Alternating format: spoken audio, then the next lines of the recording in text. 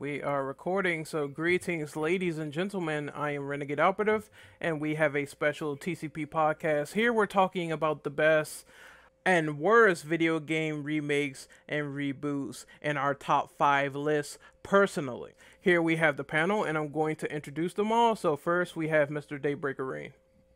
How's it going, everybody? Daybreaker Rain here, and I've been looking forward to this. Kind of put it on the back burner for a little bit, but I'm glad we're finally getting around to it.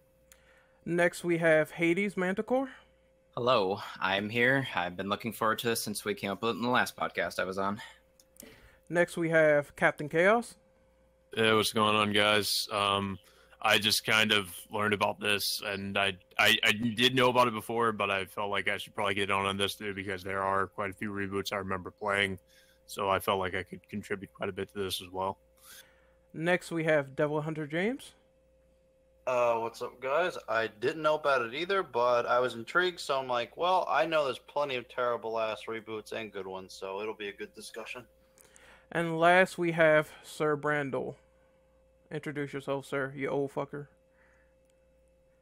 Alright, you're old. You're old. There we go. We'll pass. So, go ahead and introduce yourself, sir. All right, fuck them. So we're gonna start. we're gonna start with Hades. I want you to go off your list and tell us about the best and worst remakes and reboots in your opinion. Oh, do you want me to start with best or worst?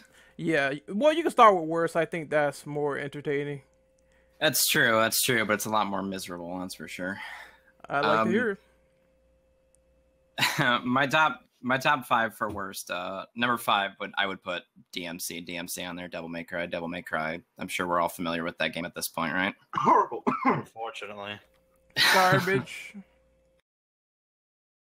Very, very true. Do you want me to go more into that, or just like? Sure. It's your turn, so you can go ahead and go in depth. I mean,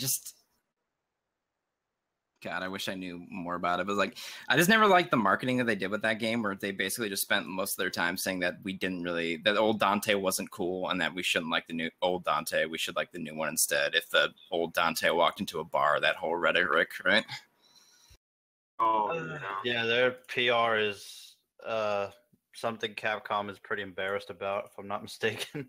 Yeah, extends to the modern day, where Street Fighter V has just been like a train wreck, basically.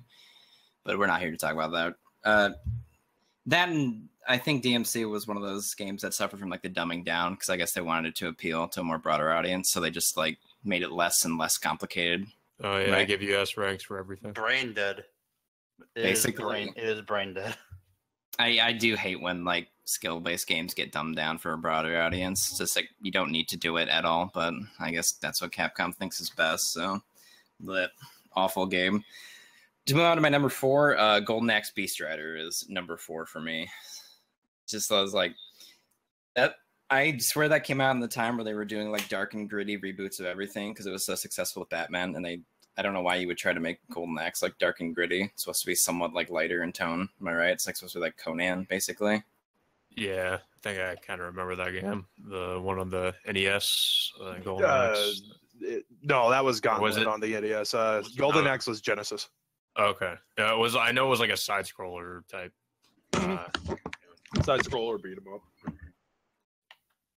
But that game, and it was more focused on like brutal kills, basically, where you would like counter or parry your opponent, and then you would like do an animation where you like slit their throat, and it just really wasn't that entertaining to deal with.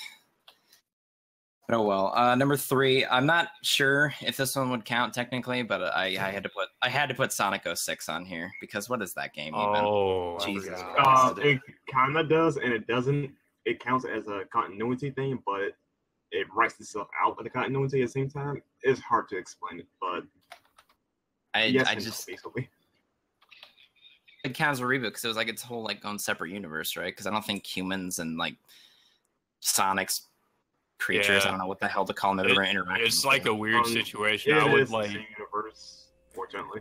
Yeah, I think they were marketing it as a reboot, and it turned out to be some sort of weird continuation.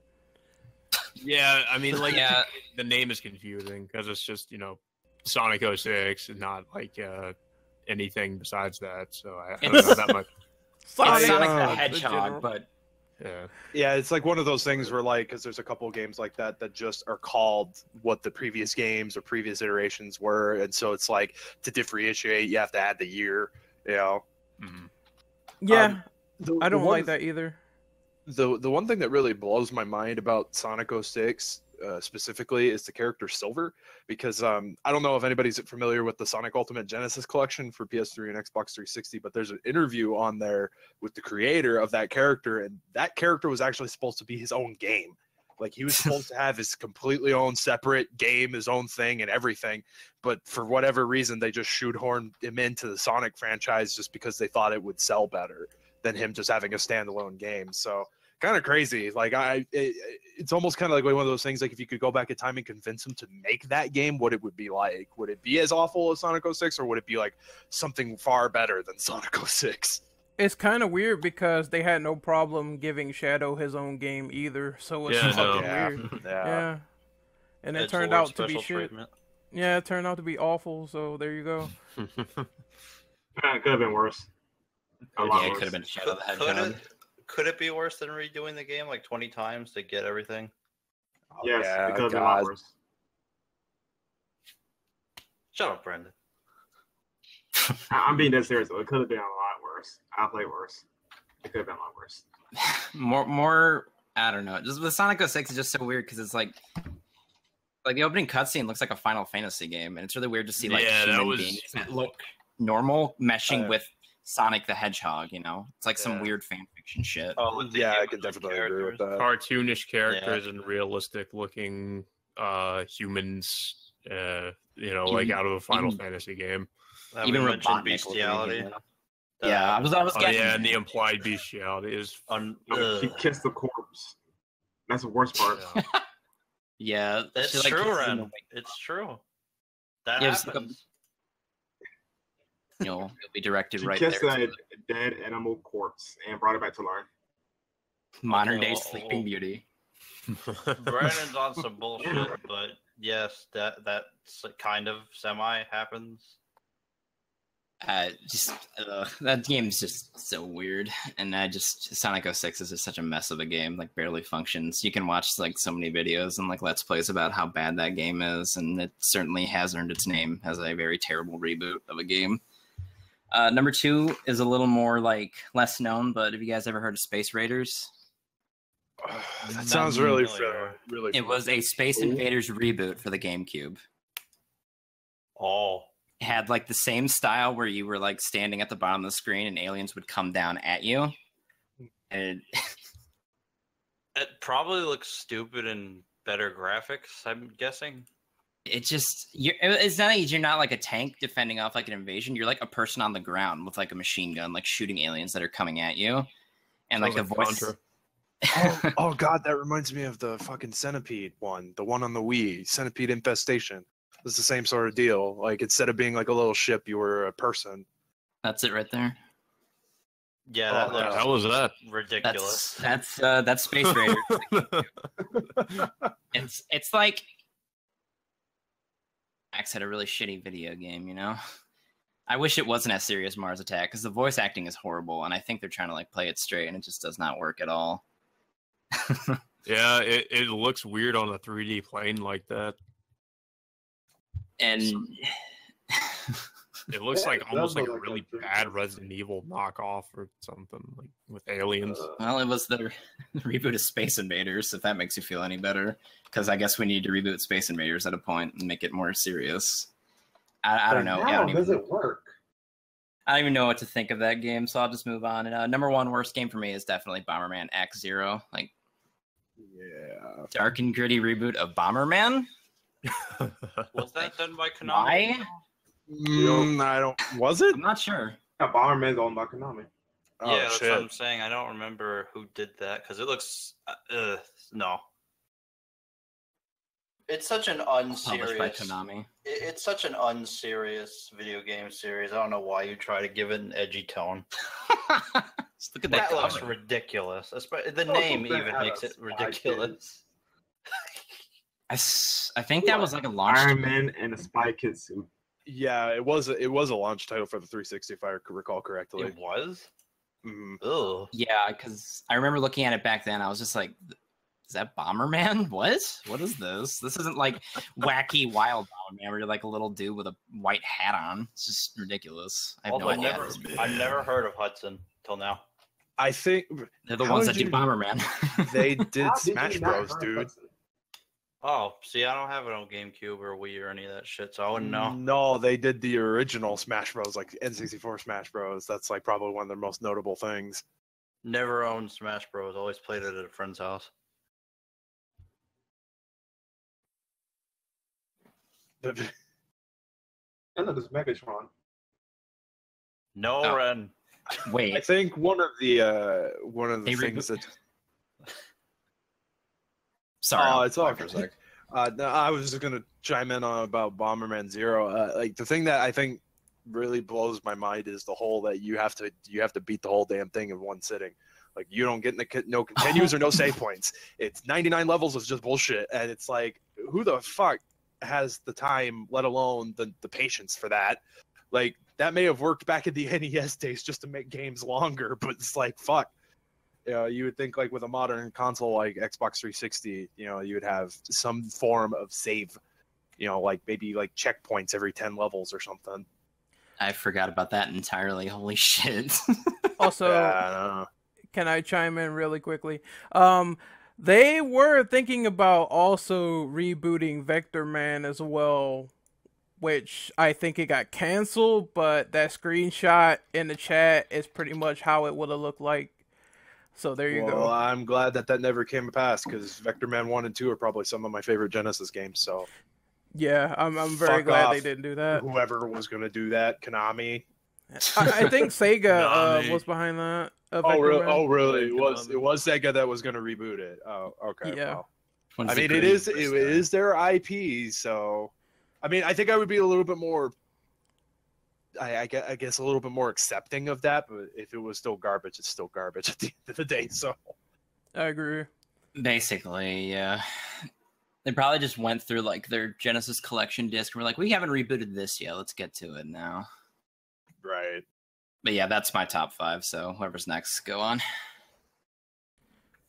Hades, did you do your best yet?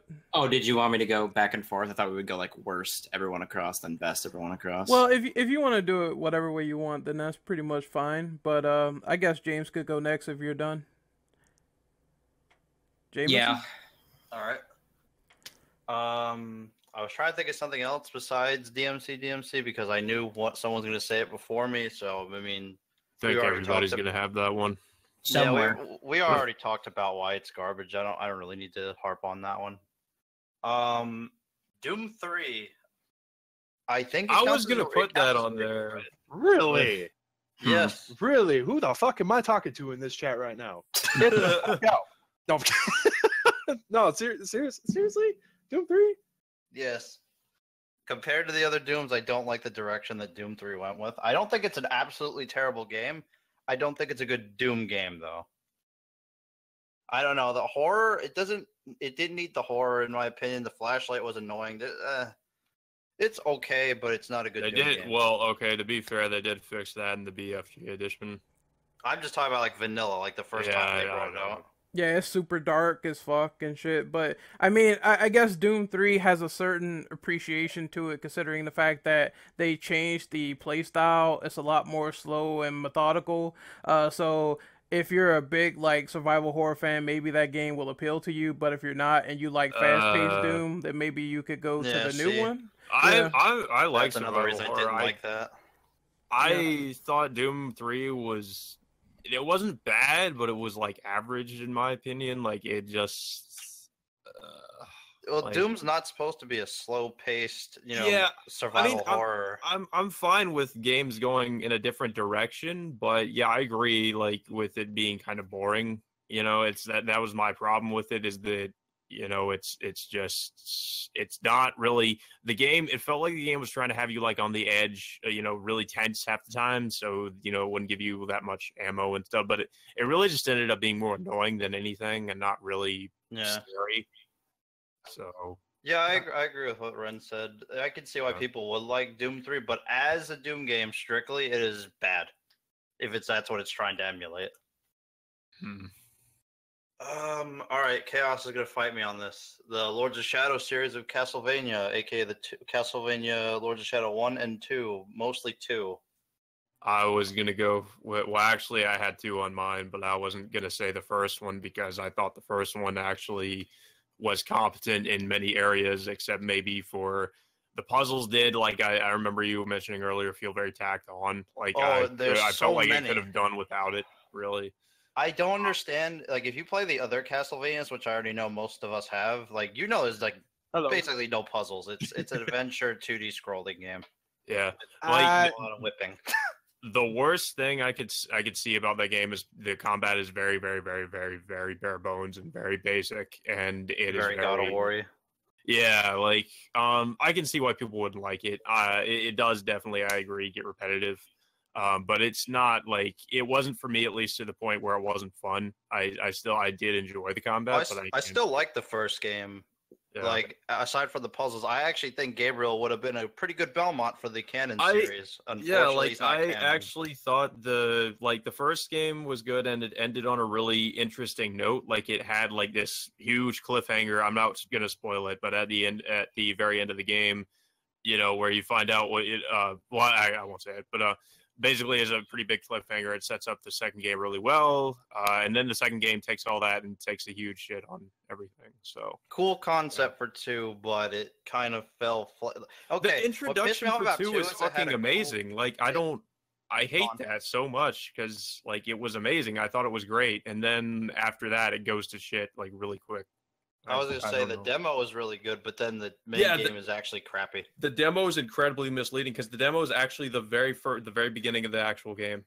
And then after that, it's fucking shit. Like, it's just boring. It's terrible. I don't even want to talk about what they've done to Alucard compared to Symphony of the Night. They turn him into a fucking Scottish Twilight vampire. Yeah, and you fight Satan again. Like it. So. The only cool thing they did was that he uses the Chrysogrim. That was it. Everything else pissed me off. Let me see. I don't know if anyone was ever going to mention this. The Thief 2014 reboot. I was. God damn it! You're taking all my fucking games. I'm sorry. Great minds think alike. Yeah, I fucking hated it. I'm not even a big fan of the old Thief games. I hated it. Like, I don't like it because it's extremely mainstream and there's far less options, and I don't like how they messed with Garrett's character. It's full of modern conveniences, and that one woman that dies in the beginning of the game, I fucking hate her. And she like haunts Garrett. What was his fucking name? Garrett. Garrett. Yeah. Garrett for like the entire game, and it's like, who is this woman? Why? Like, I don't understand. And she's just the bitch to you the whole time that she was alive. And it's just, I don't get it. So the whole game ended up kind of being about her, and it's like that annoyed the shit out of me because I hated her character. But one other thing that's even stupider is, when the hell would Garrett have an apprentice? He's a loner person. He's always been a loner. They fucked with the characters. They fucked with the gameplay. It's not really hard at all. It feels more like Dishonored, if anything. The only thing I will say I did kind of like about Thief was that they kind of did keep the atmosphere of it, I guess. It did kind of still feel a little bit like Thief. Somewhat, but that's not saying much. I mean, I don't remember. Did they got rid of most of the monsters, actually, if I'm not mistaken? There's only like 1, 2, or 3. There were still some, but yeah, most of them were kind of scrap. So they took out some of the lore, which I didn't like either. Yeah, my main thing was that they changed Garrett way too much. So that pissed me off the most. I think he had a different voice actor too than the original games. His voice didn't bother me. It's just how they changed his entire like biography is what I didn't like. Yeah. Let me see. The last thing I have to say is Star Wars Battlefront, EA's stupid version that came out. I think we can agree that was a very bad start for a new Battlefront series. It's Battlefield with a fucking space theme. Mm-hmm. That Battlefield's actually good, but the way they did it was so lazy and bare bones. There's hardly anything from like Battlefront 2. And don't forget, they canceled Battlefront 3 when it was almost done. from the original team. That pissed me off so bad. Thanks, Disney. Thanks for that.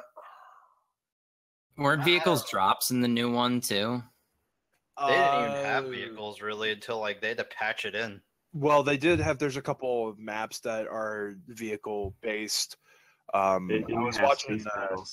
was watching my older brother play it, and he was playing, I think, Endor, and it was the mission objective was to take down the AT-AT, and then the enemies could get into AT-STs. So I guess there is some vehicular combat, but not really a lot. At least from what I've seen. I know that was like one of the big things too, is that space battles weren't a thing in the original. Like when it first came out, space battles weren't a thing. And that is like that's what made Battlefront. Like you had not only like the ground missions, but then you had those battles where you could take it to space and get in the ships and just blow the shit out of freaking Kingdom Come on everything, on enemy carriers and crap. And that's what made it really fun. Like Battlefront 2 is probably some of my best memories freaking growing up playing that fucking game. Pretty much. So yeah, EA really took a dump all over it. I guess I'm a little bit optimistic for the sequel though, EA's Battlefront 2. I hope that they kind of address a lot of the critiques from the original, because it could be a good game. It could be. I want to be optimistic, but this is EA we're talking about, so Don't hold your breath. Yeah, no, not at all. I said this in the chat, but Battlefront 2, the new one, it has way more content and features, more than the first. If you bought the first one that they did recently, then you got shafted because they took out space battles, they gave you all this DLC. There's only like 3 heroes per faction instead of like friggin' 20. There's one era now, which is just stupid because the Star Wars lore is so diverse now that just having one era is not enough. Yeah, so I agree. The old Battlefront, those games are amazing. I mean, pick up Battlefront 2, that was the apex of the series back then. Them canceling Battlefront 3 over this, it is horseshit. And if you got the money for an OG Xbox version of Battlefront 2, get that version because it's got 4 players split screen. Yes. Only yes, version of the game that does. So, and I would recommend PC because I got it on PC, but the servers are shut down. So the only way that you could do it would probably be like through Hamachi or like third party, just LAN play. Yeah. Yeah. All right, continue, James. Yeah, you guys said it before. They left out the space battles. Didn't they put something in, but it's like you're just in the sky on a planet or something? That I don't know. Because that shit does not look like you're in space. There ain't no black discs or no stars. Yeah, all I know is 5 vehicles on the planet, but you cannot go in space. Only high in atmosphere. That's shit. That no one cares about fighting with air vehicles over the planet. They want to be in space fighting star destroyers and shit. Yeah. They have like no heroes. Oh, you know what really pissed me off? They left out so many of the character classes from both the Imperial faction and the Rebels. How many do you even have? Like 4 or 5 in that game? Like the new one? Yeah, something like that. It's like 4, I think. There's so many. There you could play as like 5 droids alone, like in the Imperial army. That's minusing all the human classes, like the stormtroopers and shit. Yeah, I mean, so like, much they got rid of. Yeah, I mean, like in the originals, like especially in like Battlefront 2, because they added a couple classes. I mean, it was like just like on the like for the example, like the Empire side, you had your like basic rifleman, stormtrooper. You had like an ARC trooper, which was like heavy weaponry. You had the Dark Trooper, which was the one with the jetpack, which was freaking fun as fuck. You know, and then it's like in the droids, you could not only play as just the regular, tan looking droids with like you could be the droidicas. You could be the droidicas and the super battle droid. So it was just like, yeah, I mean, you just had so much variety, and as well as like, from both different eras. Even when you did like the modes where you just played as the heroes, you had a crap ton of variety between the heroes on both factions. Yeah, they had like 10 or 20. I remember they had like an ass load of heroes per faction. Not 3, which is completely pathetic. Also, aren't the heroes really slow in the new one? I'm not mistaken. From little clips I and think videos so. I've seen, I think they're a lot easier to kill than they were in the original games. That's dumb too. I've seen people like snipe Palpatine in like 2 seconds. Like, oh, Emperor of the Empire dead in like 5 seconds. Okay. Yeah, you can kill the characters way faster in this game than the older ones. Yeah, you guys can keep going. I've pretty much said everything I need to say about it. Yeah, it Uh, sucks. Alright, so I guess I can go. I'm gonna go over worst games very briefly. So we got DMC here, DMC Devil May Cry. That game is utterly horrendous. I played it on PS Plus the first time around, and it was Devil May Cry at 30 FPS, which is something no one can defend as a hack and slash fan, and I don't know how people did, but they did it. They said it'd feel like 60 frames, though. It'll feel like 60. That was the most ridiculous statement I ever heard. If you can I believe add on it's that? 60 frames, then it is. Go ahead, Can Brendan. I add on that real quick? The funny thing is that Vanquish is a 30 frame per second game, but it actually feels like a 60 frames game, legit, because of how fast paced it is. It won't DMC be that way on thing, PC, capture. though. And the engine does not help DMC because it's no. Unreal 3, and Unreal 3 is Looks like garbage. muddy shit by comparison to DMC4. DMC4 looks like a Final Fantasy game. Next we have Need for Speed 2015, useless. They came back with Need for Speed, and it was an average game, which Racing was game. yeah, it was. But Underground was so good back then, and they put a lot of effort into that game. This one was like just put the name out there.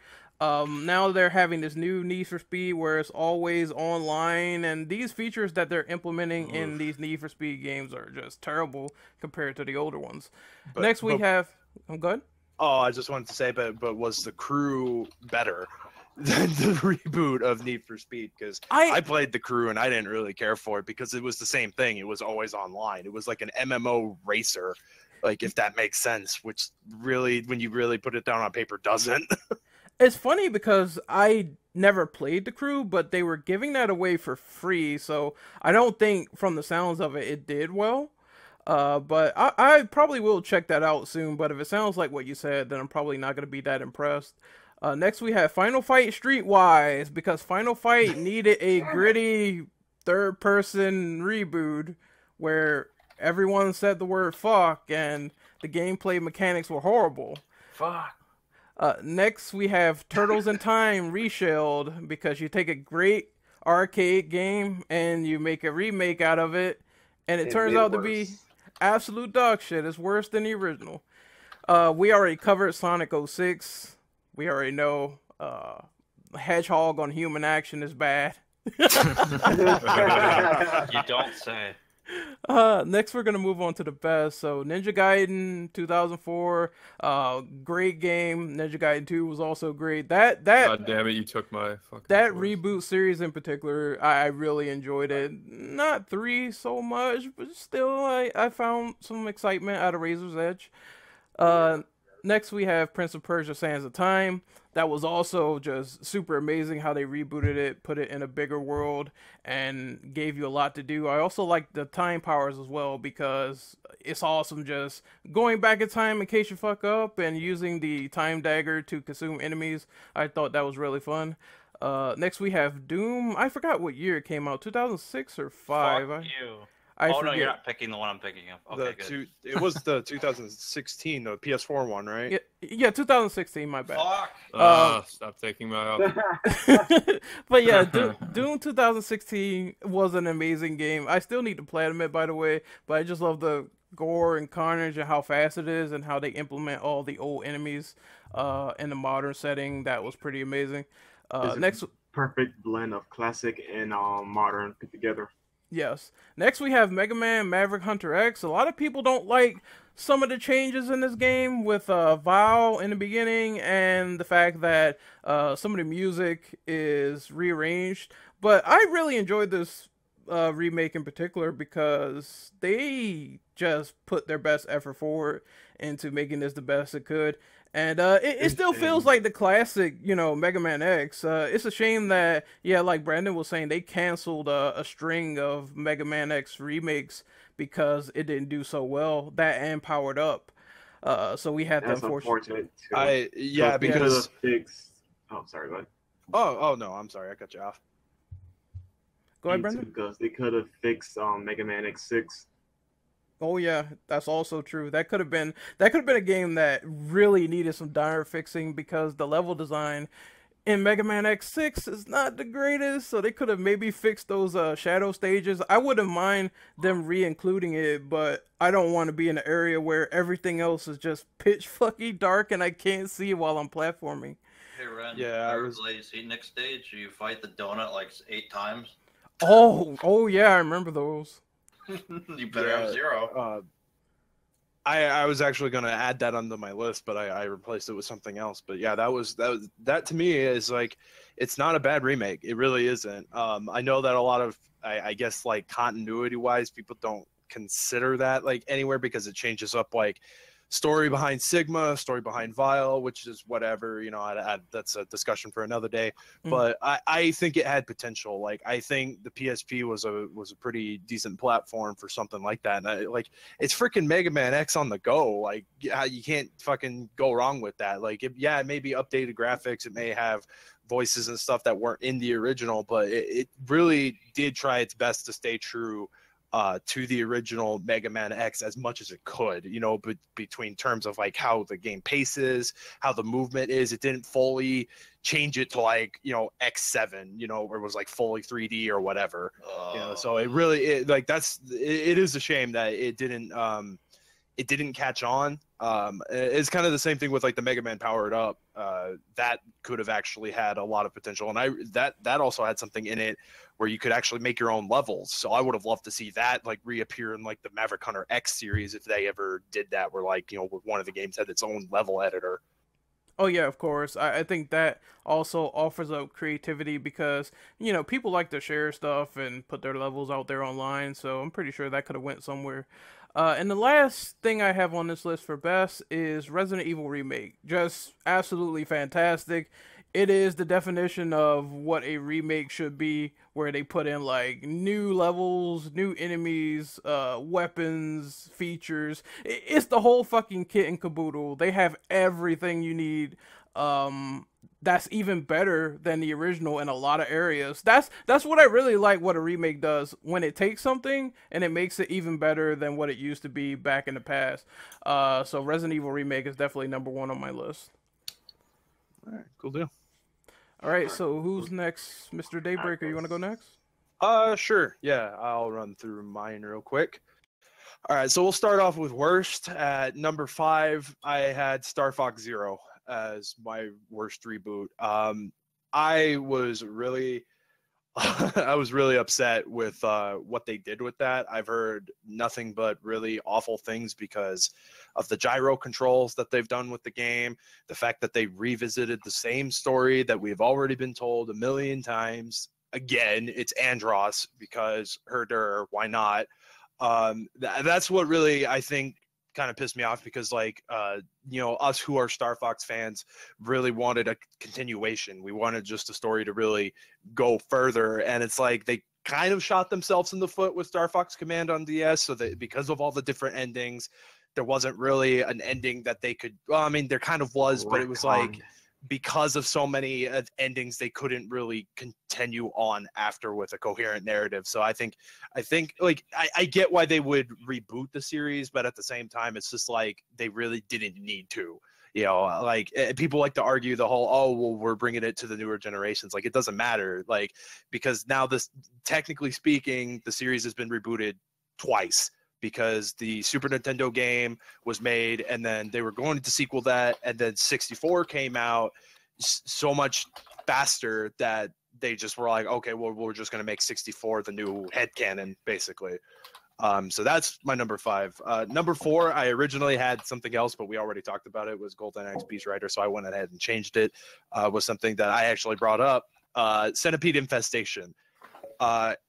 The game is not overly bad to play. It's just, I don't understand why they had to take something as classic as Centipede and give it like this edgy, kind of like, oh, we got to change up this classic arcade game and give it story. Like, that's not what the old arcade games are really for. Like the old arcade games are there because arcade in of itself is almost like a genre. It's just like a game that you can pop on and play, and get a high score. You're not playing the game looking for a story. Like you were a ship that shot things. I almost said you were a shoop. A shoop that shot things. But you were a ship that shot things. Like that's all that matters. But they change it to where it's like you're this kid with a gun who has to help this girl with her garden. You have to defend it. You have to protect it from these giant centipedes that just come out of the ground. It's like they almost like took hints from like Earth Defense Force or something like that. But yeah, just overall like really bad. Like gameplay wise, not so much, but it can get really monotonous and repetitive because it's like you're doing the same thing over and over with just cheese tacked on, campy ass story, which it didn't need. It could have just been, a badass 3D HD centipede, and I think everybody would have been happy. The third reboot I've got. Now, a lot of people don't know that this is probably a reboot to an already existing game. Is a game called Blades of Time. This was actually considered a reboot to the game X-Blades. X-Blades is not good to a lot of people. I'm kind of like in the middle. There's things that I like about the X-Blades, like the environments. It just feels like there's a lot. They could have done so much more with it. It felt like there could have been a lot more to explore. It could have been almost like a Tomb Raider-esque sort of game, if you will. Blades of Time rebooted it, but completely altered things, and just it was awful. Like instead of now having swords that were in combination guns, it's like, we're gonna have hack and slash melee combat and throw in some over the shoulder shooting segments. Like that was completely unneeded. They changed the story to where now instead of just being a normal treasure hunter looking for treasure, kind of like in the Lara Croft-esque sort of realm, now she's like part of this organization thing. She's got this dude that hangs around with her. It left a really bad taste in my mouth. Like when I found out it was like a spiritual successor / reboot to X-Blades, I got kind of hyped because a part of me does sort of like X-Blades, and I know one of our previous guests does not like that game. He freaking bought it and doesn't like it, but it just left an overall bad taste in my mouth. Something that I just. Go for it. The sad part is though, I actually enjoy Blades of Time more than X-Blades. I just couldn't get the good feel over X-Blades. So in some aspects, I can see why you like it though, but at the same time, I can't. Well, and again, I understand that. Like, I have an awful taste for fucking just awful games. There's a lot of games that I like a lot that are just fucking negative reviews, like holding 30 and 20s on fucking Metacritic and shit. So totally understandable. Like X-Blades, by no means, I'm not sitting here defending it, saying that, oh my god, it's a fucking perfect game or whatever. It's fucking not. It's there's a lot of fucking problems with it, but there's aspects about that game that I really do like just some of the environments, and just it felt like there could have been so much more there. Like I think in my mind, it's like I saw potential. And that's kind of the problem, is like seeing the potential is one thing, but actually capitalizing on it is another. So, but yeah, just Blades of Time, I couldn't do it. Didn't like it. And for whatever reason, they changed a girl who was normal. The main character in X-Blades was like a valley girl, and then they like gave her an Australian accent in Blades of Time, and that just completely threw me off. But she still had that valley girl like vibe to her, and it just didn't work. Like I just was like, that doesn't mesh well, because like when you think valley girl, you think like Western, like American girls, like, hey y'all, you don't think like freaking Aussies. Like, I don't know, like, but yeah, that just kind of just was weird for me. But so before I go on, for freaking keep going, number 2 for me was Lords of Shadow, the series. Castlevania Lords of Shadow. And I know we already talked about this, but I'm just going to go ahead and throw my pieces out there. I would have been fine with the gameplay. I really would have. Like, I just absolutely hate what they did to the lore, because we already had this really long established lore. Because like the thing about what's really cool about the Castlevania series as a whole, aside from 3 of the games being retconned from the actual timeline, you could do pretty much whatever you want, like as in-betweens, and it worked. And you have these cool dark fantasy style games. Like it didn't matter if it was a Metroidvania, as people like to call it, or it went back to the traditional side scrolling style. There was a lot there that could have been worked on. There was stuff, a lot of questions, kind of like in the same vein of like the Mega Man series. There was a lot of questions left unanswered, and so like they could have gone back and revisited some of those in betweens, those gaps in the timeline, and talked about what took place during those portions in the timeline. But they didn't do that. They completely reworked the story, and for the worst aspect of it. And I don't want to spoil it for anybody who's interested, but look into that shit, because I looked into it before I even gave freaking the side-scrolling Lords of Shadow game a fucking shot, and I couldn't even stomach more than like an hour of that. Like, I tried to give that one the benefit of the doubt because it's side-scrolling. It's got kind of this weird sort of like beat-em-up style system where it's like you could do combos on enemies and stuff, so that's kind of neat. But just what they did to the character of Simon Belmont, like, granted, in the games that Simon's in, like, he doesn't really have an established character, so I get it. But still, at the same time, I was just like, God, I don't like this. I can't stomach it. And Chaos can disagree with me. That's fine. I know that one of our other members, Brian, we had this discussion. He likes those games, and that's fine. Like, I already freaking made a whole video talking about this shit, so that's completely fine. I'm totally cool with people who like it. It's just I can't. As a Castlevania fan, to me, it was a slap in the face. It was disrespectful to me as a fan because they just completely shit all over the lore. And that's probably the biggest pinnacle that I have as a problem with it. Like, gameplay-wise, I could probably tolerate the first one. Like, God of War, it makes sense. Like, the idea of just, freaking being able to mow down everything with your whip, yeah, that kind of sounds pretty cool, like a Dynasty Warriors-esque sort of combat system. It makes sense to, like, kind of jump on that because that was what was popular. But it just, like, other than that, I was just like, the story just really was what did it in for me. But my number one worst reboot, and then I'll let somebody else take the floor before I talk about my best reboots. My number one worst reboot is Silent Hill Shattered Memories. This fucking game. I don't know who in Konami decided it was a good idea to take a fucking cult classic like the first Silent Hill, completely rework it. Hey, let's make it to where you can't fight the enemies. Let's make it to where it's like Outlast, but over the shoulder. Let's make it to where you can't see 5 feet in front of you 90% of the fucking game. And then instead of hell taking over, Winter Wonderland takes over and everything just turns to fucking ice. Oh, we're going to add in this mechanic where you have a cell phone and you have to take pictures and you have to investigate. And like it's almost like they took Condemned and shoved it into a blender with like little bits and pieces of the original Silent Hill and Outlast.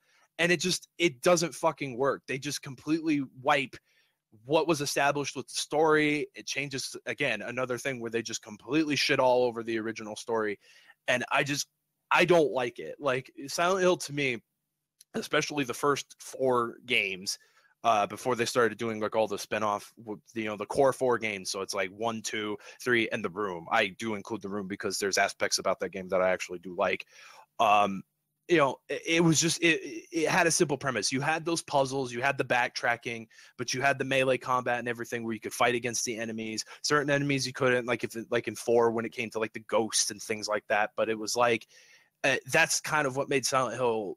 It was like you had this area to explore and you had to, kind of progress through it, by finding keys and solving puzzles and stuff like that. Like, whoever decided, oh, we're just going to make it to where you're completely inept against the enemies that come at you. There's these red demon monsters. And that was the thing. I think that was the biggest slap to the face is like Shattered Memories. It's all the same monster. They just call it like, I think they call it the Nightmare or some bullshit like that. But it's the same monster. It's just this red skin thing that chases you, and it's like, oh well, you got to run away from it because you can't fight it. Oh, but if you have flares, they don't like light. It's like I really don't know why. Like, it was just like, I think the ice concept was kind of cool, like, in a way.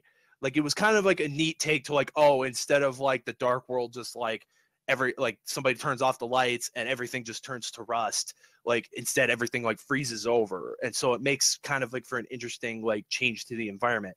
But like everything else was just absolute garbage, and I don't know why that game is so expensive.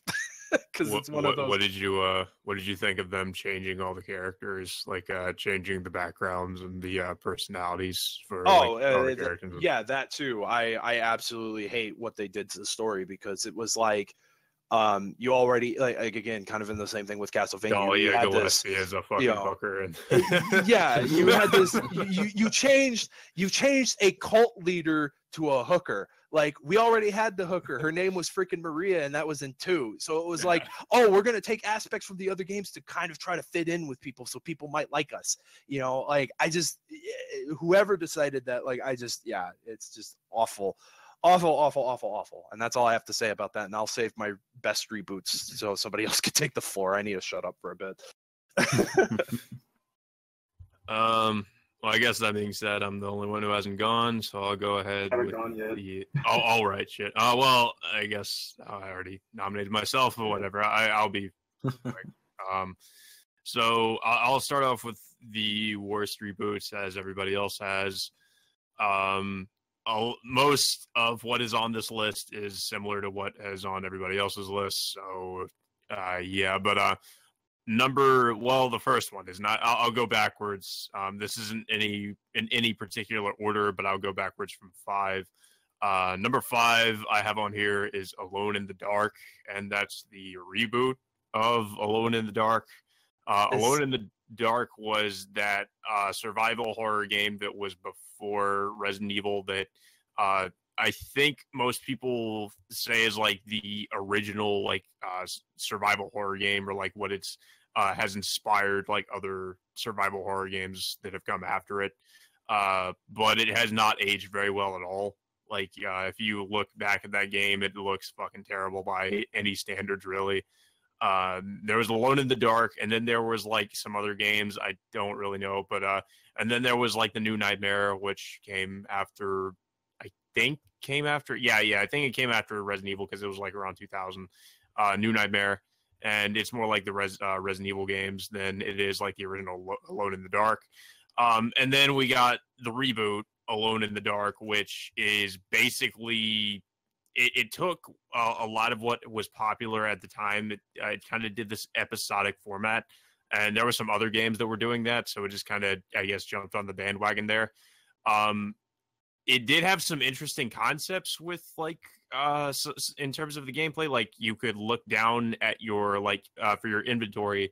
It wasn't just a menu. Apparently, you could, like, look down in your pockets or something. You could actually like go into first person and like stare down at the things you have in your jacket, and that was basically like what was in your inventory. I thought that was interesting, actually, but there are so many other things about the game that's just so bad that drag it down. Like it being an episodic game, it really doesn't need to be, because it wasn't like some of these other games like Telltale, like they're sold like in per episode, right? It was packaged as like a whole game, and not just like one episode, download one episode, download the next one, etc. It was just, one game, and it really did not need to be in an episodic format, but they did that for whatever reason. And the acting in that game is, in my opinion, it is of the so bad it's good variety. In terms of the voice acting in that, and just not so much just the voice acting, but more just the dialogue is some of the most ridiculous shit you will ever hear. Like there is 2 specific lines that I will continue to like reference as being fucking hilarious. There's one point near the end of the game. I don't really know the context for this because I have not played this game in a long time, but the main character says like, I'm the light bringer. I'm the fucking universe or something. And even without context, that's just like, it's just the way he delivers that line is fucking hilarious. Chaos. I don't have your rock, but fuck you anyway. There's another point in the game where he's confronted by a woman who's been possessed by a demon, and she's like trying to get some kind of stone from him. And he's like, I don't have your fucking stone, and fuck you anyway. It's just so ridiculous. Like, it's just such fucking ridiculous shit like that. And not only that, but just the driving segments in the game are fucking horrendous. The cars handle terribly. it's just not like it's just dragged down by so much bad game design, and it just did not end up being anything noteworthy. It was just terrible. It is just one of those reboots that really didn't need to happen. And Alone in the Dark, in my opinion, is a series that should have just died, because there actually has been another Alone in the Dark game that has come out recently, actually, or not too long ago. It was called Ignition or something. Like, it was just a multiplayer game, and it was terrible. Like, it wasn't any better than this one was. So yeah, it's just a series that I think really should have just stayed dead. It did not need a reboot, and if it did get a reboot, it should have been not what this ended up being. So yeah, completely unnecessary reboot that did not need to happen. Number 4, well, I think Daybreaker and James have both listed this one, but they listed Lords of Shadow in general. I specifically listed Lords of Shadow 2, Castlevania Lords of Shadow 2, because I did not have much of a problem with the first game. I think it was good for what it was. Like I said, I've previously mentioned, I thought Lords of Shadow was fine. It probably helps that I'm not like a huge Castlevania person, and I haven't played too many of the other games, so I wasn't as insulted by like what they did with Lords of Shadow as maybe some other people would be if they'd followed the the Castlevania series for years. But for like new people just getting into it, I don't think they find it too bad. But Lords of Shadow 2, on the other hand, I felt that game pissed me off because, like I said, it had so much potential. The beginning, like the very beginning of that game is great, actually. And it pisses me off because it's so misleading, and it shows you the potential the game has. And then not too much more into the game, it just kind of falls off. Basically, I will have to spoil one or two things from the end of Castlevania or Lords of Shadow 1 just to kind of go over why I don't like this. The concept for Lords of Shadow 2 was basically that you are Dracula in the modern era, and I know that's been done before, but it hasn't really been done in the Castlevania series. So when they kind of showed that was what was going on, it was kind of like a surprise when you saw it at the end of the first game, because all of a sudden, you think you're still in like the medieval fantasy land, but then like Gabriel goes out into the real world and you find out you're actually in like the modern day. So I was like, oh, so I guess if they have a sequel, they're going to make it about you being in the modern day.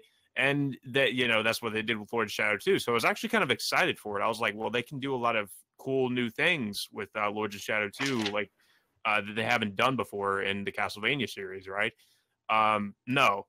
The modern day segments in Castlevania 2 are incredibly boring because from what I remember, most of what you do in the modern day segments is the city is just generally just a very boring place. There's not a lot to it. There's just not a lot to it. It's just it's very, very dead. There's not really much to explore. I will say the one good thing about the game is Dracula's Castle. When you go back in time and explore Dracula's Castle, because there's a lot of interesting things in Dracula's Castle that you can, look at. And there's actually some pretty interesting boss fights in Dracula's Castle. But when you go back into the modern day, it's just, the story is just terrible. Like the modern day environment is just bland. They didn't really put a lot of thought into it. And it's just boring. Like, it's just, you kind of want it to be over almost. The story is dumb. I don't remember much about it, but I remember Satan comes back. And you fought Satan in the first game and you beat him, but they brought him back again for no apparent reason. The end of the game, I will just spoil it so nobody else has to fucking play it. The end of the game is bullshit because you beat Satan and just the end is literally just Dracula or Gabriel going back into his fucking castle, saying just pretty much saying, "Oh well, we're done," and he just leaves and that's it. The game ends. The ending is stupid. It's so abrupt and it's Nothing so happens. like anticlimactic that it took me by surprise. I was like, really? That I just go through this entire fucking bullshit game just for that? And it sucks because like Patrick Stewart was in that game. And like, it's like, how could you waste your talents on this? Like, he was good in that game too. Like, I felt like he was good in that, and it's like his talents are just wasted on this. Like, it's a shame. He was in the first game too, and he was good in that. But like, yeah, it's like, God, that sucks for him because this game was just ended up being terrible. I remember why. Some other things I didn't like about this game. There's 4 stealth sections that you really like. I don't know why they did this. There's 4 stealth sections where you have to go stealth by these like space marine looking dudes, and it doesn't make any sense to me because you're supposed to be like Dracula, right? Like, why does Dracula have to sneak by people? Like, why can't he just, isn't he supposed to be OP? Like, why does he have to do this? It's never really explained why you have to do this. And it's very annoying and it doesn't need to be there. They also bring back some characters from the first game, which I really don't get. They brought back one of the villains from the first game that should have been dead. I believe it was this like vampire chick. I forgot what her name was. But they brought her back, and I don't know why. Like, and for some reason, there's some kind of relationship between her and fucking Gabriel, which was never even implied in the first game. And basically, the second game, in a nutshell, like essentially, the second game just takes everything that the first game did. Because I remember Dave Ricker was talking about like how it's kind of fucked with the lore of Castlevania. Well, think of that and think of 2 fucking with the lore that the reboot, the first game established and just taking that and fucking with it. Like, that's kind of what that did. Yeah, Carmilla, that's who it was. But yeah, basically, it takes that and just fucks with the lore that the first Lord of Shadow established and fucks with that. So yeah, that makes no sense and it's dumb. And I don't know why they decided to do that. But yeah, it was terrible. I hated that game. Anyways, moving on from that, number 3, I have Thief, and we've kind of already gone over Thief. Like I said, I'm not really much of a fan of the original Thief games, but the Thief reboots, it plays a lot like Dishonored. It's very modernized. It has a lot of modern conveniences with it. There's a lot of like just general hand-holding in the game, and what I mean by that is that there's a lot of very obvious like hints and just places for you to go where you can easily hide from enemies. You don't really have to do a lot of actual sneaking. It's just very easy, and it does not feel at all like a Thief game, except maybe for the atmosphere. The atmosphere does a little bit feel like Thief, but that's, like I said before, not saying too much because it's pretty easy to create like a dark gothic environment like in the Thief games. But yeah, the game does not feel like Thief, and I hated the characters. I specifically hated the woman that dies in the beginning. That for whatever reason haunts Garrett for the entirety of the game, and the entirety of the game is just you should feel bad that she died, and because it's not her fault that she was incompetent and got herself killed. It's apparently Garrett's fault because he let her die or something. That's essentially what the game is, like the whole theme of the game, it felt like. And I don't know why they went that direction with the story. It made absolutely no fucking sense. But yeah, it's basically like Garrett should feel guilty about that. And that's like the whole point of the game. And by telling you guys that, I should have hopefully saved you from playing this god-awful piece of shit. So you don't have to experience that, because that was essentially the entirety of the game, or at least the story. And it's fucking terrible. But anyways, I guess we should move on from that. Number 2, obviously, we've already gone over this like 1,000 times. DMC, Devil May Cry. I will play like the I will sort of diverge a little bit here and say that the gameplay it's okay, like it's serviceable, I suppose. And even saying that, I'm going to be crucified, but I will say it's serviceable. Like it's definitely playable.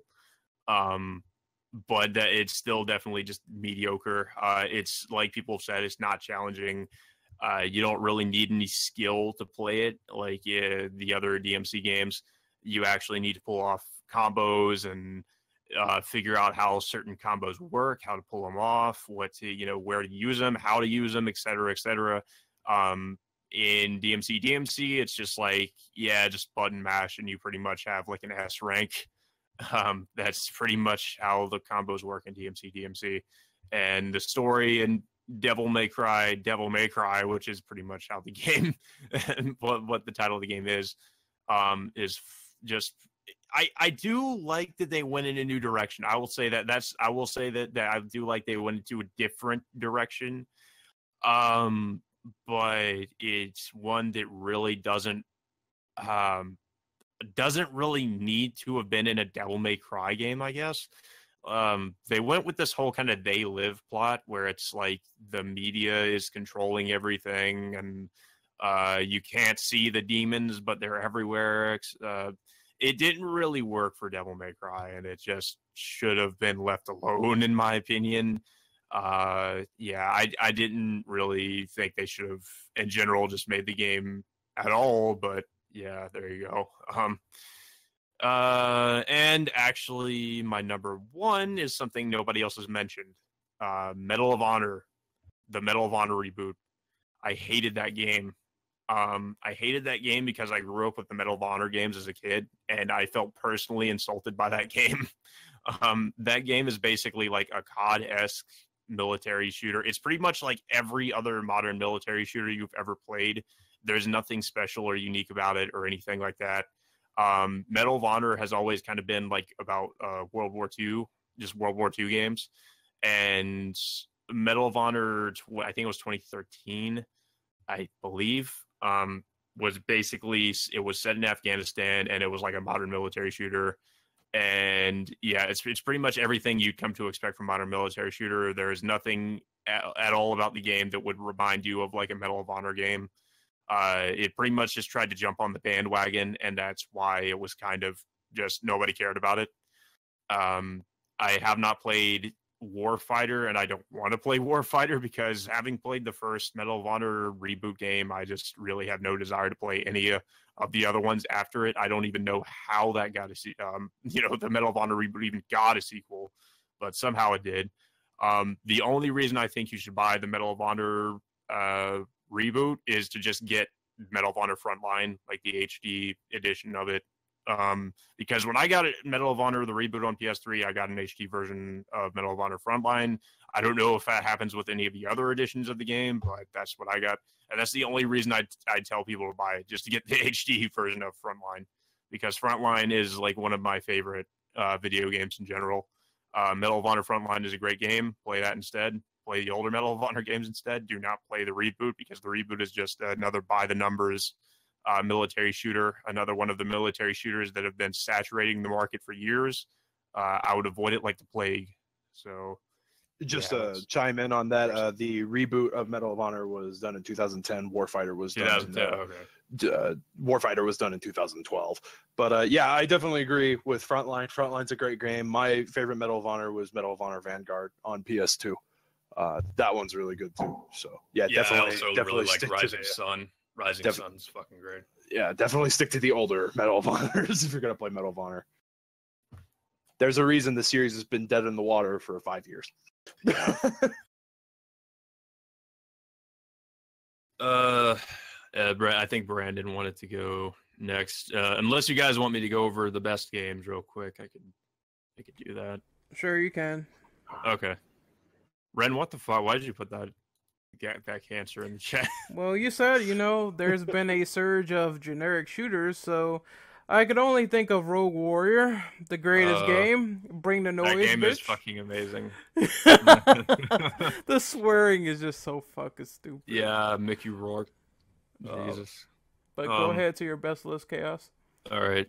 So best reboots. This one will probably be a lot quicker than the worst ones, because I probably don't have quite as much to say about these. Number 5, I would go with Tomb Raider. Tomb Raider is a mixed bag for some people. Some people don't really like the Tomb Raider reboot. I have not played Rise of the Tomb Raider yet, but the Tomb Raider reboot I thought was actually good. I liked quite a bit of it. I didn't like. I liked and I didn't like what they did with Laura's character. I feel like they could have made her a little bit less. I feel like they could have made her a little bit less whiny. I understand why she was, but at the same time, it did kind of annoy me at times. I liked that it was a little bit like more gritty. They tried to sort of go with a more mature feel to it, like a more graphic, gritty feel to Tomb Raider. For a lot of games, they try to do that, and it feels like really unnecessary at times. But I guess for Tomb Raider, it kind of worked out. I will say that people's main complaint with it is that it feels a lot like Uncharted, and I do acknowledge that, but I don't think that's necessarily a bad thing. It didn't feel too much like Uncharted that it felt like just a ripoff or anything like that. I felt like there was enough differences for it to just feel like its own thing. But yeah, I did actually really enjoy the reboots. I hear that some people say Rise is better, and some say it's not, so I'm not sure. I still haven't played it, but yeah, the reboot for Tomb Raider wasn't too bad. I enjoyed it. I wouldn't say it's amazing, but it's not bad. I feel like the main thing they really need to address, and I'm not sure if they do in Rise, I'm pretty sure they don't, is to make the tombs bigger. Like, because the main complaint I had with the original or the reboot, is that the tombs are too small and they're just these little things, and you kind of explore them and you're pretty much done. They're not like big tombs or anything like that. Most of the time, you'll find yourself kind of exploring the mountain or anywhere besides the tombs, which was kind of weird because it's called Tomb Raider and you're really not exploring tombs too much. So, yeah, I can see that kind of being like a lot of people's gripe. But yeah, it's they really need to address that in if they're going to do any more installments of that. Next on the list, Ren has already gone over these. Ninja Gaiden, the 3D Ninja Gaiden games, I think are fucking great. I don't really have too much to say about them. I have only really played 2. Have not beaten 2 yet. I have the original game. I have Black. I have Razor's Edge. I have 3, but I have only really played 2. But I did like 2. I really enjoyed 2. So I would have to say just by going by that, then they're probably pretty decent. Well, no, I have also played Sigma. Played Sigma on the PS3. I really like Sigma. But yeah, I don't really have too much else to say about Ninja Gaiden. Number 3 would be Doom 2016. It is a blend of the original old school first person shooters and kind of the modern first person shooter games, or pretty much just the old school mechanics with like a new coat of paint. Like that's pretty much what Doom was. And I really enjoyed it. I really like games that they have like the old school feel of you have health packs and you have, you don't have restrictions on how many weapons you can carry. You've got like a ton of weapons and you can pretty much just go all out against enemies, just like shoot up a bunch of enemies. Like I love that kind of gameplay style. So I like when games especially like games just, have that retro feel to it. So that's how Doom felt. I mean, it did have obviously modernized mechanics, but they weren't like annoying or intrusive or anything like that. It wasn't like Doom 3 where it tried to be something entirely different. Doom 2016 basically went back to what Doom was supposed to be, and I really liked that. So next on the list is the Resident Evil remake. Ren's already talked about this one. Resident Evil remake basically completely redid the original Resident Evil with in a new engine. It looked fucking great. It gave us some new things, basically presented us with some new concepts like the Crimson Heads and basically some new things. Basically it gave us a lot of old with some new, and I think that's the perfect blend for a remake, and that's basically what the Resident Evil remake did. And it also kind of made the mansion seem pretty unsettling and pretty scary. I know the original game, a lot of people when they first played it were scared of it, but when you go back and play that now, especially with the cheesy ass voice acting and dialogue, it really kind of loses that whole scare factor it may have had when you played it when you were a kid, maybe when the first time you played it. I think remake fixes a lot of that. You can go into remake and it's definitely because of the modernized the modernized graphics and just the atmosphere and everything, it definitely is a lot scarier than the original because of all the modernized graphics and just not having that fucking cheesy ass dialogue and the bad voice acting. I think that definitely helps with making it feel a lot scarier and just generally more tense than the original did on the PS1. So moving on to number 1, I originally did have Prince of Persia: Sands of Time on here, but since Ren's already talked about that and I didn't really have too much to say in regards to Sands of Time, I actually changed it to because I was also thinking about Doom 2016 when I came up with this option, but I came up with Wolfenstein: The New Order. I really feel like I love this game, and this is kind of what I was talking about before with where the game kind of gave us sort of the retro FPS kind of first-person shooter with modern coat of paint. Wolfenstein: The New Order kind of did that, and it gave us a new story and everything. Like, I kind of like the direction they took with the story. It was also a little bit different because they went a different direction with the story, but it wasn't bad. Like, it was cheesy, but it did kind of take itself seriously at times. Wolfenstein was always kind of a cheesy game. I will say the only thing serious that New Order kind of changed was it did kind of take itself a little bit too seriously, but it never really felt like it was bad in doing that. Like, it felt like, it was still pretty self-aware of what it really was. And, it didn't feel like it was too, it didn't really feel like it went too far with it, I guess. But I feel like Wolfenstein: The New Order just really, in my opinion, does not get the same amount of love that it deserves. I feel like people look at Doom 2016 and they're like, oh, that was so amazing. It did such a great job at, giving us what Doom was always about in, like, basically just with a new coat of paint. But they kind of ignored that Wolfenstein: The New Order did exactly the same thing. And I just feel like it gets overshadowed by Doom far too often. And I feel like New Order was fucking just the first thing that really did that. I think it was a great example of that. And I would highly recommend people play that game if they enjoyed, like, the old Wolfenstein games. It's definitely what you've come to expect from Wolfenstein, just basically with some modern mechanics and set in sort of like an alternate future. But, it's definitely feels like a Wolfenstein game. So I think that was a great reboot, in my opinion. And that's pretty much all I have. It's still one I haven't gotten around to playing. I had it for a bit, but then I sold it because I think I was a little strapped for cash at the time. Yeah. But I've really wanted to go back and play Wolfenstein: The New Order. Everybody who I know that has played it has always told me that it's phenomenal. Yeah, it's a great game. Yeah. All right, it's my turn now. Mm-hmm. Okay. I'm just gonna start with the worst, honestly. Number 5 is Mirror's Edge Catalyst. This is 1, an unnecessary reboot, and 2, it's more or less a rehash of the first game. It's basically the Star Fox Zero of Mirror's Edge. It's a rehash of a previous game that is not necessary. Overall, it's not a bad or unplayable game, but no. I thought that was a sequel. Like, I know people were saying it was a reboot too, but I actually, when I first heard about it, I was like, oh, it's a sequel. It's like, no. I think it was originally supposed to. It was originally a sequel, but he turned around and made it a reboot. For starters, making a sequel wouldn't work because it's in the future. Mirror's Edge is in modern day setting, not the future. So a sequel wouldn't work at all. So they had to reboot it because the settings are different.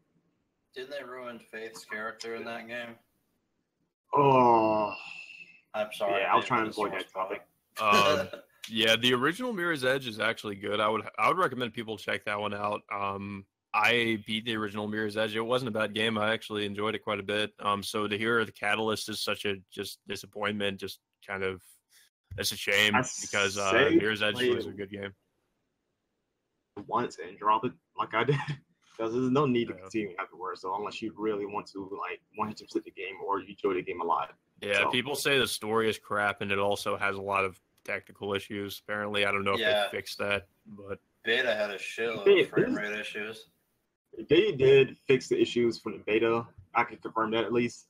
But the thing is, though, for a story, they tried to make it more serious, and it failed. Mirror's Edge 1 didn't have a serious story. It was more straightforward and simple. No harm, no done, you know? So when they tried to give more depth into the character, say it's an origin story of Faith, I heard that before, but I'll get to that later. It wasn't an origin story, it was just a rehash and nothing happened. Basically, they did the Amazing Spider-Man 2 for this game. The trailers, the scenes you see in the trailer happen at the end of the game. I am not kidding. But that being said, next on my list is, well, Medal of Honor. I actually put the sequel on here because I find that kind of worse than the first game that came out prior to the Reboot series. Yeah, Warfighter. Yeah. Next on my list is Golden Axe Beast Rider. That game is an abomination. I would consider that equal to Sonic 06 because they completely deviated from what made Golden Axe, not the gameplay, but what characters they had and how it was established, sort of, you know. Yeah, it was a co-op type game. Now it went to, it's kind of like a predated Horizon in a way with all these dinosaurs and whatnot, but it was horrible. Next is Full Final Fight Street Rise. The game could have worked if it wasn't Final Fight. No, I didn't have a problem with the setting though, but it was executed so poorly. Plus, if the gameplay acted more like, say, God Hand, then yeah, it might have worked out better. But obviously it didn't. Now, for my number one pick, which is the most obvious, is DMC Devil May Cry. Now, my main reasons why I hate this game is what they did to establish characters, particularly Dante, Virgil, and Sparta. For starters, for Sparta, he's a cuck in the game. He went from having to defeat the entire demon realm, having a cult worship his name like a god, to this gimp granddaddy of a cis male. I don't know. He's a middle-aged loser. That's what they turn him into. Wait, what are we talking about? Are we talking about the Devil, or not Devil May Cry, but Dead Rising? We're talking about the DMC reboot. Sparta is basically a gimp.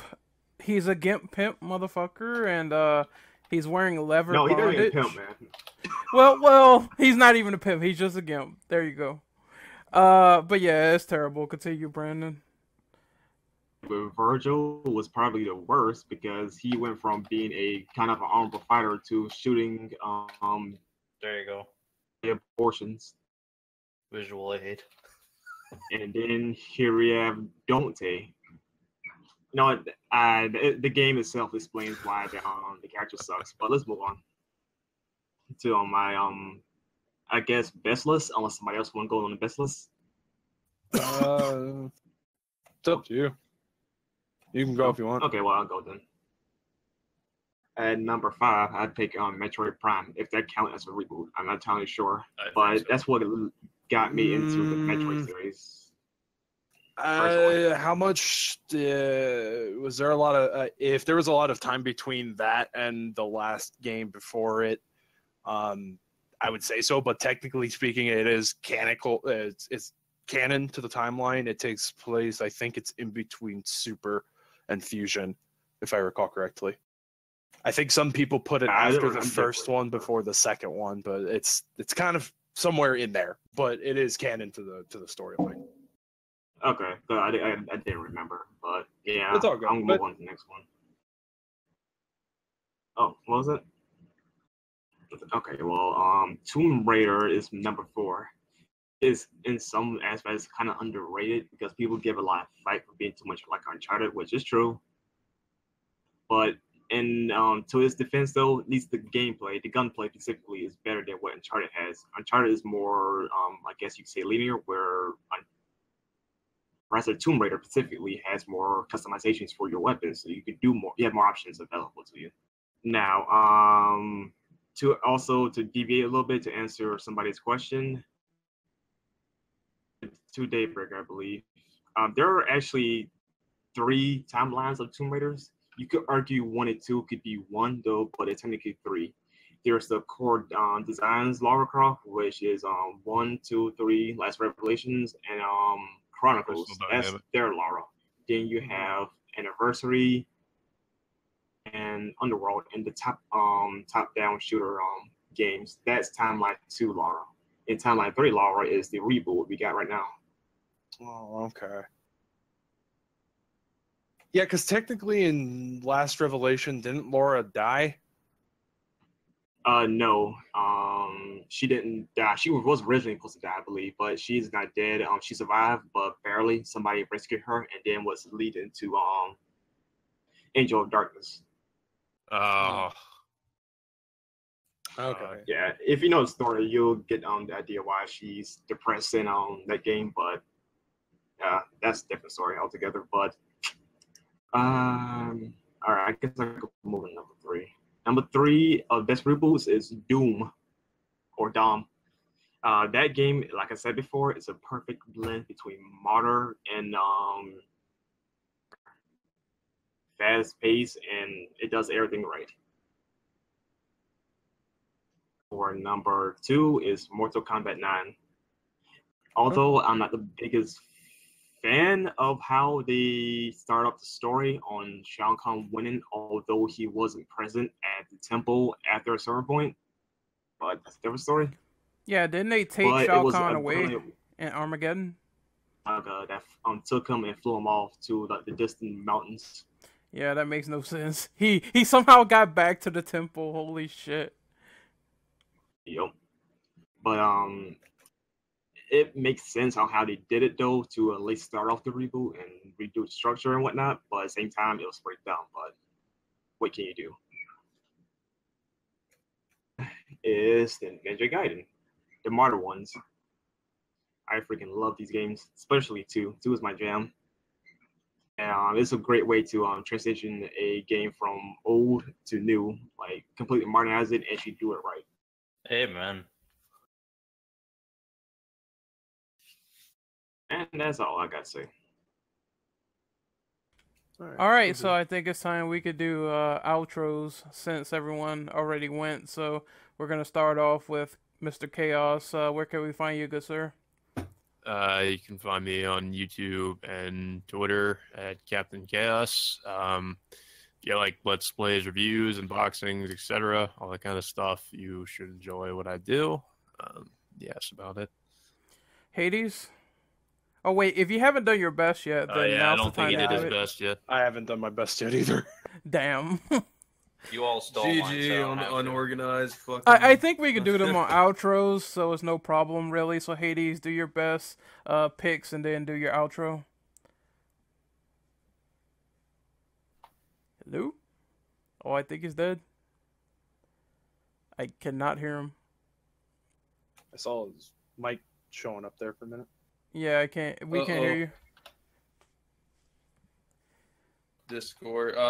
Try leaving and coming back. Yeah, try leaving and coming back. Can you hear us now? Or if that doesn't work, good now? Okay, Yeah, there you go. Okay, Jesus. I have this problem with Discord all the fucking time. It's really annoying. Yeah, But, I know, man. Number 5 for me is Ninja Gaiden. I like the weapon variety. I like how good it looked and how fun it was at the time.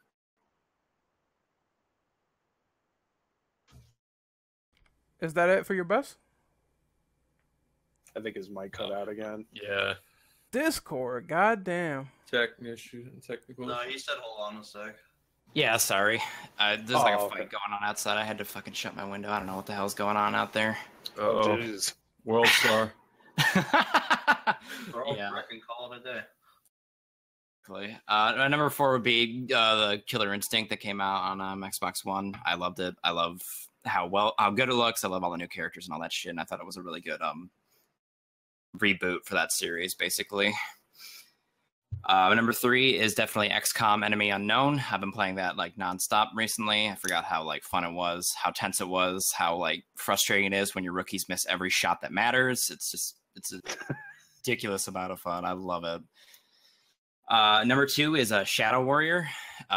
Shadow Warrior, I think, was like originally like a Doom clone way back in the day. Mm-hmm. And they brought it back on like PC as like a 3D game, and it's really fun. Lo Wang is a great protagonist. Using the sword in first person isn't that bad, shockingly. Usually, like first person melees kind of suck, but in that game, it's actually pretty good.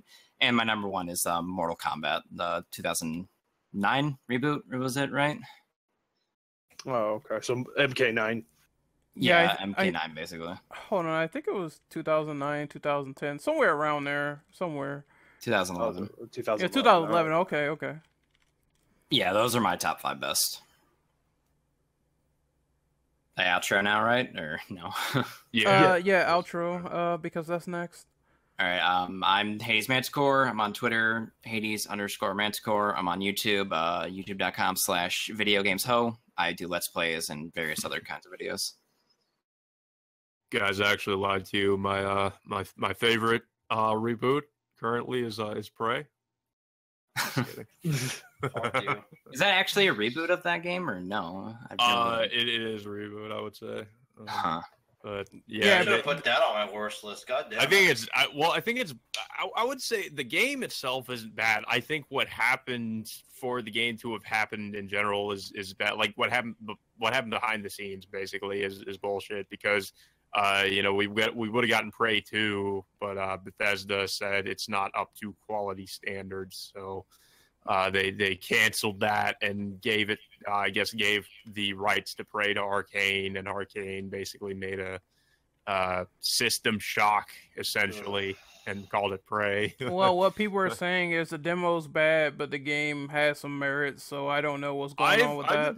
Okay, so I'm like 2 or 3 hours into it. It's actually not bad. Like it's all right. Like it's good. It's not terrible, but it's not amazing. No, I think I would have definitely preferred Prey 2 from what I've seen of it, because like I said, Prey the reboot feels just more like BioShock or System Shock than it does like because Prey was originally just a first person shooter, and this game has basically if you played System Shock, this is essentially very similar because it has RPG elements, and if you play the game on hard, like I've been playing it on hard, and I don't like how the game kind of approaches combat. I will say that because there are literally only from what I have, there's only 2 options in terms of combat. You can either use these fucking grenades or occasionally distraction grenades you have, or a shotgun or a pistol, and they literally give you a fucking bolt, crossbow that shoots Nerf bolts. I shit you not, it shoots Nerf bolts, and it doesn't do shit to the enemies. Maybe it does eventually, but right now it does nothing. And I don't know why they gave it to you because it's also fucking useless. Isn't Arcane the developers behind Dishonored? So it seems like they just don't prey on these guys real quick. The enemies are very basic. I'll say that they're just shadow things, Yeah. But yeah, you also have that. You have the glue gun, and the glue gun is basically just something that can cover enemies in this fucking substance, and it'll inhibit them somewhat. And you can use that, and then go over to them and hit them with a wrench, and it doesn't do much to them sometimes. So it's they'll continue to shoot you. So it's kind of fucking bullshit how that works. I don't know. I honestly, like I said, if I would have given the option, I would have just rather them have done Prey 2 and whatever this is. It's not terrible, but it's not amazing. So yeah. Okay. That was a great diverge though, because I felt we should definitely at least talk about that, considering the topic, of this being a reboot. Yeah, because not many people I know personally has played Prey, so I think that's great to get those impressions out there. It's definitely kind of a mixed bag so far, I'll say at least. IGN gave it a 4, and I think that's horseshit. It's not a 4. I don't know who the fuck. Apparently he gave it a 4 because he ran into a bug, and because he ran into a bug, he gave the entire game a 4. So yeah. Well, it's IGN. You can't spell ignorant without IGN. It's a fucking 9. So you can't spell ignorant without IGN. Come on. Yeah. All right. So Daybreaker, do your best and your outro. Alrighty, I'll do these. I'll get these rundowns pretty quick. So number 5 for me for best reboots was Star Fox 64. That game has a special place in my heart. It always will. big Star Fox fan, so that was right up my alley when that game came out, and I think that's probably one of the definitive N64 titles, if anything. It's a game I always find myself going back to if I'm ever bored, because it's something that you can beat really quick. So it's just like one of those like 1-2 hour things. And it's always fun. It's always fun to me. So number 4 would be the Shinobi reboot on PS2. Albeit it is a difficult as fuck game. It is freaking hard, but I love the crap out of it.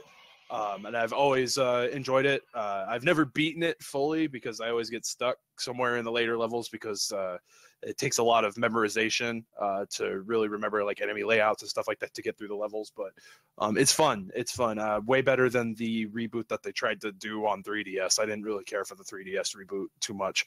But yeah, definitely check that one out. And its sequel. Its sequel's pretty good. Nightshade here in the US, Kanochi in the other parts of the world. Number 3 for me, I know this doesn't technically count as a reboot, as more of a return to the franchise, but it was dead in the water for about 11 years before they finally made it. So number 3 for me is Donkey Kong Country Returns for the Wii. I think that game, it really took everything that made the Donkey Kong Country games on Super Nintendo as great as they are and as memorable as they are, and just revamped it and just made it, it's just pure bliss because it just goes back to the roots of the series. The N64 game diverged so far from it and was so much like Banjo-Kazooie. It tried so much to be like Banjo that I'm glad that when the reins were handed over to the company that made the Donkey Kong Country Returns, that they went back to the original format, and it works really well. And then Tropical Freeze, which is its sequel, is freaking phenomenal. Great Wii U title. So definitely recommend those. Number 2 for me is Blood Rain Betrayal. The Blood Rain series was kind of dead in the water too, and then this came around. It's a side-scroller hack and slash. It's really fun. I like the art style. I'm always a big fan of the hack and slash genre, and just the side-scroller beat 'em up genre as a whole. So I really enjoyed that game a lot. Really captures how Rain is, and it's just a really neat entry into the franchise. A lot better than the movies. I actually heard that game got a lot of bad reception, surprisingly. I was actually going to check that one out too, but which is weird. I would definitely say if you could pick it up cheap, because I know it's on Steam. If you could get it like in a bundle or on sale, I would definitely. It is like $3. Last time I saw it was pretty cheap. Yeah, exactly. Definitely, I would say I'm optimistic enough to say that I enjoyed it. If it didn't hold over well with people, maybe they wanted to, return to the actual 3D Blood Rain games. I don't know per se, but I enjoy it. So number 1 for me, Hades already talked about it. I was surprised somebody mentioned it, but Shadow Warrior 2013. I absolutely fell in love with that game. It was one of the launch titles, I think, on PS4 and Xbox One, and it always captivated me. Like I would read the back of the case and be like, "Man, this looks like something I'd enjoy." But if with how much people talked about like what Doom did, what Wolfenstein New Order did, Shadow Warrior did it as well. It's just fast paced. Action at its finest. You just got a bunch of demon hordes that you can cut down with your katana, or you can blast them in the face with your several different weapons that you get throughout the game. Again, like what Hades said, Lo Wang is an absolutely enjoyable character. I love everything about that character. Probably one of the best things is the fortune cookie hunting.